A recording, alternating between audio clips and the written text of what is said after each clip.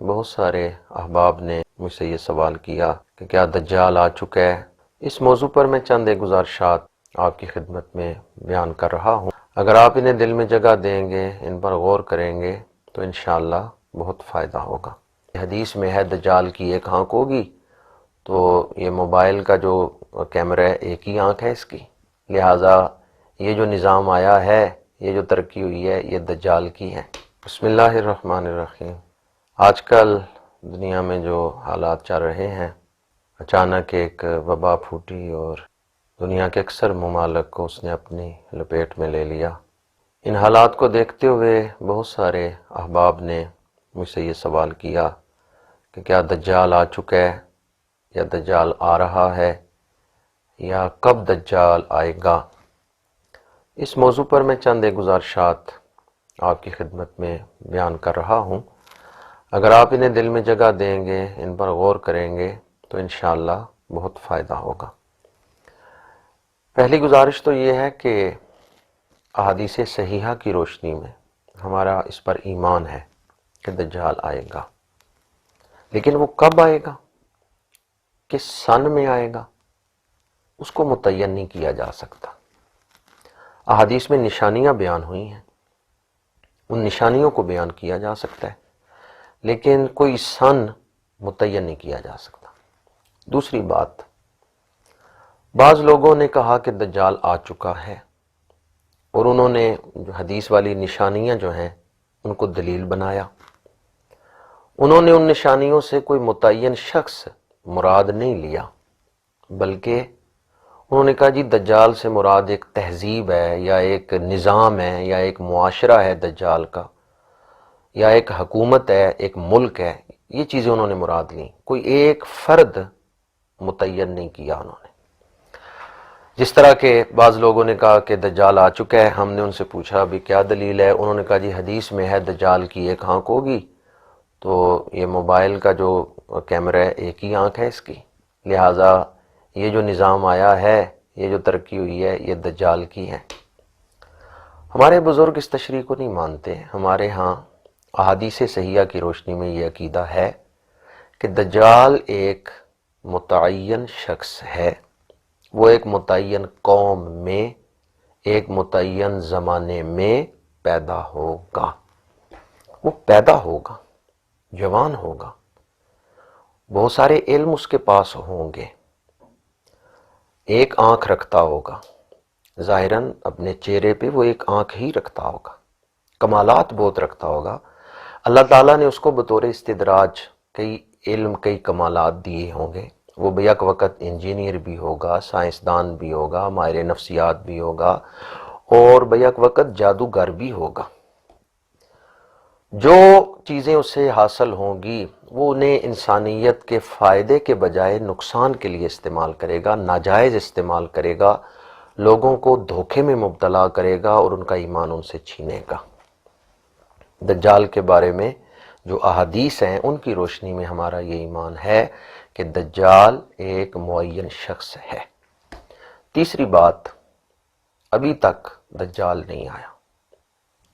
جو نشانیاں احادیث میں بیان ہوئی ہیں ان کی روشنی میں یہ عرض کر رہا ہوں کہ ابھی دجال تو نہیں آیا، لیکن اس کے نمائندے آ رہے ہیں جو اس کے لیے سٹیج تیار کر رہے ہیں، جس پہ آ کے دجال بیٹھے گا۔ وہ راستہ ہموار کر رہے ہیں جو دجال کے لیے آسانیاں پیدا کرے گا۔ دجالیت آ رہی ہے، دجال ابھی نہیں آیا۔ تو اس کے لیے ہمیں دجالیت سے واقف ہونا ضروری ہے تاکہ ہم اپنا ایمان بچا سکیں۔ کہیں ایسا نہ ہو کہ دجال کے آنے سے پہلے جو اس کے نمائندے آئے ہیں، جو دجالیت کے لیے سٹیج بنا رہے ہیں، ہم نادانستہ طور پہ ان کے معاون بن چکے ہوں، یا ہم ان کے جال میں پھنس چکے ہوں، ہم دجالیت کو نہ جانتے ہوئے مان چکے ہوں، اور جب دجال آئے تو ہم آسانی سے اس کو مان لیں۔ کہیں ایسا نہ ہو کہ ہم اس کے جال میں پھنس جائیں۔ اس لیے ہمیں دجالیت سے واقف ہونا ضروری ہے۔ دجالیت کیا ہے؟ دجال آئے گا تو وہ کفر پھیلائے گا اور ایمان پر حملہ کرے گا۔ ہمیں اپنے ایمان کی فکر کرنی چاہیے۔ اگر ہم اپنے ایمان کی فکر کرتے ہیں، ایمان کن چیزوں سے مضبوط ہوتا ہے، ایمان کن چیزوں سے محفوظ ہوتا ہے، ان کو اختیار کرتے ہیں، تو پھر ہم دجال سے بچ سکتے ہیں۔ دوسری چیز، دجال مادہ پرست بنائے گا، وہ لوگوں کو روحانیت سے یا آخرت سے ہٹا دے گا، وہ لوگوں کو مادہ پرست، جو کچھ ہے بس یہ دنیا ہے۔ ہمیں مادیت سے فائدہ تو حاصل کرنا چاہیے، لیکن مادیت کو روحانیت کے تابع رکھ کے، غلبہ روحانیت کو ہی دینا چاہیے۔ دنیا کو استعمال کریں لیکن دنیا کو آخرت کے تابع رکھ کے۔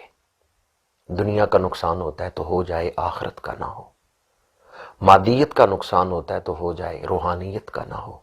اگر آپ اس چیز کو اختیار کر لیں تو پھر آپ دجال سے بچ سکتے ہیں۔ لیکن اگر آپ آخرت کا نقصان کر کے دنیا کا فائدہ کر رہے ہوں تو پھر تو آپ دجالیت کے لیے راستہ آسان کر رہے ہیں اور دجالیت کے لیے راستہ ہموار کر رہے ہیں۔ بعض بزرگوں نے دجال کا تعارف اس ایک زاویے سے بھی کروایا ہے۔ مادے کے اندر جو طاقت ہے اسے ظاہر کرنے کے لیے سائنس کا علم جو ہے وہ اختیار کیا جاتا ہے۔ سائنس مادے کے اندر چھپی ہوئی طاقت کو ظاہر کرتی ہے، اور غیر مادی چیزوں کے اندر جو فطرتی طاقت ہے اس کا ناجائز استعمال، یہ جادو ہے۔ سائنس ایک الگ علم ہے، جادو ایک الگ علم ہے۔ سائنس کے فوائد بھی ہیں اور سائنس کا غلط استعمال، اس کے نقصانات بھی ہیں۔ اگر سائنس کا اچھا استعمال ہو تو اس سے انسانیت کے لیے مفید ایجادات بھی سامنے آئیں، لیکن سائنس نے ایسی چیزیں بھی ایجاد کی ہیں جن سے انسانیت کو نقصان ہے۔ آپ فائدہ بخش پہلو کو چھوڑ دیں، جو نقصان دہ پہلو ہے اس کو سامنے رکھیں۔ تو سائنس کا وہ پہلو جو نقصان دہ ہے اسے لے لیں، جادو کو لے لیں۔ اور تیسری چیز، اللہ نے انسان کے اندر اس کے نفس میں جو طاقتیں رکھی ہیں ان میں ایک طاقت ہے خیال کی طاقت، آپ اس کو لے لیں۔ یہ تینوں طاقتیں اکٹھی ہوں، سائنس، جادو اور نفسیات کی طاقت، ان تینوں کو اکٹھا کر کے جب حق کو مٹانے کے لیے استعمال کیا جائے گا تو دجال سامنے آئے گا۔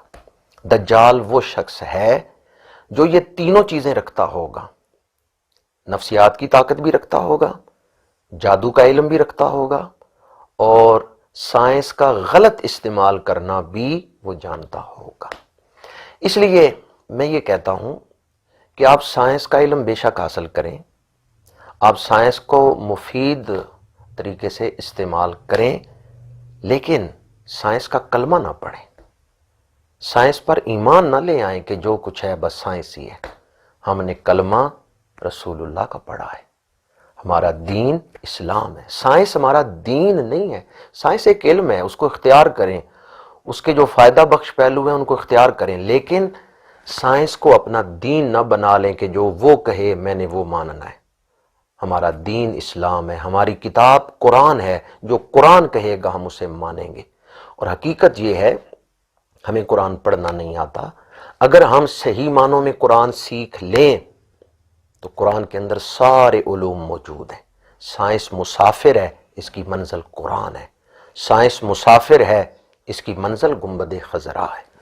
تو مختصر میں یہ عرض کروں گا کہ سائنس سے فائدہ بے شک حاصل کریں، سائنس کا علم حاصل کریں، لیکن سائنس کا کلمہ نہ پڑھیں، پھر آپ بچ جائیں گے۔ کلمہ ہم نے رسول اللہ کا پڑھا ہے، ہم رسول عربی صلی اللہ علیہ وآلہ وسلم کے غلام ہیں۔ اس بات کو اگر آپ ذہنوں میں پختہ کر لیں تو پھر دجالیت کے فتنے سے بچ سکتے ہیں۔ دو باتیں میں نے آپ کی خدمت میں عرض کی، ایک تو ایمان کی فکر کریں، دوسری کہ آپ روحانیت کو غلبہ دیں، مادیت کو ضرورت کے تحت استعمال کریں۔ تیسری چیز، آپ صوفیاء کے پاس بیٹھیں۔ صوفیاء وہ عظیم المرتبت ہستیاں ہیں کہ جو اپنے پاس بیٹھنے والوں کو، جو اپنے ماننے والوں کو دلیل اور بحث کی دنیا سے نکال کر یقین اور مشاہدے کی دنیا میں لے آتے ہیں۔ اور یہ بہت بڑا کمال ہے، اس سے ایمان کو ایک حصار مل جاتا ہے، اس سے ایمان کو ایک فانوس مل جاتا ہے کہ پھر فتنے جتنے بھی برستے رہیں ایمان محفوظ رہتا ہے۔ آپ اہل اللہ کی کتابیں پڑھیں، اولیاء اللہ کی کتابیں پڑھیں، ان کے مزارات پہ حاضری دیں، اللہ والوں سے نسبت مضبوط کریں۔ اولیاء اللہ دلیل اور بحث کی دنیا سے نکال کر یقین اور مشاہدے کی دنیا میں لے آتے ہیں، یہ ان کا بہت بڑا کمال ہے۔ چوتھا کام جو ہمیں کرنا چاہیے، جمعے والے دن سورہ کہف کی تلاوت کریں۔ پورا ہفتہ آپ سورہ کہف کے دور میں رہیں گے، دجال کے فتنے سے یا دجالیت سے محفوظ رہیں گے۔ میں اس موضوع پر اتنا ہی عرض کروں گا کہ سوال یہ نہیں ہونا چاہیے کہ دجال آ گیا ہے یا کب آ رہا ہے، بلکہ سوال یہ ہونا چاہیے کہ ہماری تیاری کیا ہے۔ اگر دجال آ جائے تو ہم نے اپنے آپ کو، اپنی اولادوں کو بچانا کس طرح ہے، ہمیں اس کی فکر ہونی چاہیے۔ جس طرح کہ میرے آقا کریم صلی اللہ علیہ وآلہ وسلم نے آپ کی خدمت میں ایک صحابی حاضر ہوئے، یہ حدیث بخاری شریف میں ہے، حضرت انس رضی اللہ تعالیٰ عنہ اس کے راوی ہیں۔ یا رسول اللہ صلی اللہ علیہ وسلم، قیامت کب آئے گی؟ متی الساعہ، قیامت کب آئے گی؟ میرے آقا کریم نے فرمایا، ما اعددت لہا، اے سوال کرنے والے تو نے اس کے لیے تیاری کیا کی ہے؟ تو انہوں نے عرض کیا، یا رسول اللہ صلی اللہ علیہ وسلم، ایمان رکھتا ہوں، فرائض ادا کرتا ہوں، اس کے علاوہ اور تو کوئی تیاری نہیں، پر اتنا ہے اللہ اور اس کے رسول سے محبت کرتا ہوں، مجھے آپ سے محبت ہے، میں ابو بکر صدیق سے محبت کرتا ہوں، میں فاروق اعظم سے محبت کرتا ہوں۔ بخاری شریف کی حدیث پاک میں ہے، میرے آقا کریم نے فرمایا، انت مع من احببت، جس سے تو محبت کرتا ہے قیامت کے دن اسی کے ساتھ ہوگا۔ حضرت انس فرماتے ہیں، صحابہ کے چہرے کھل اٹھے یہ سن کر کہ ہمارے اعمال تو اعلیٰ نہیں، حضور کی طرح اعمال تو نہیں، یا شیخین کی طرح ہمارے اعمال تو نہیں، لیکن یہ جو حضور نے خوشخبری سنائی ہے نا کہ محبت تمہیں میرے قریب کر دے گی، یہ بہت بڑی خوشخبری۔ تو میں آپ کی خدمت میں اتنا عرض کروں گا کہ سوال یہ نہیں ہونا چاہیے کہ دجال کب آ رہا ہے یا دجال آ چکا ہے یا نہیں، سوال یہ ہونا چاہیے کہ ہم نے اس کے لیے تیاری کیا کی ہے یا ہمیں تیاری کیا کرنی چاہیے، اس کی فکر ہونی چاہیے۔ اللہ تعالیٰ اس دور کے فتنوں سے محفوظ رکھے اور اللہ تعالیٰ ایمان کی فکر عطا فرمائے۔ وما علینا الا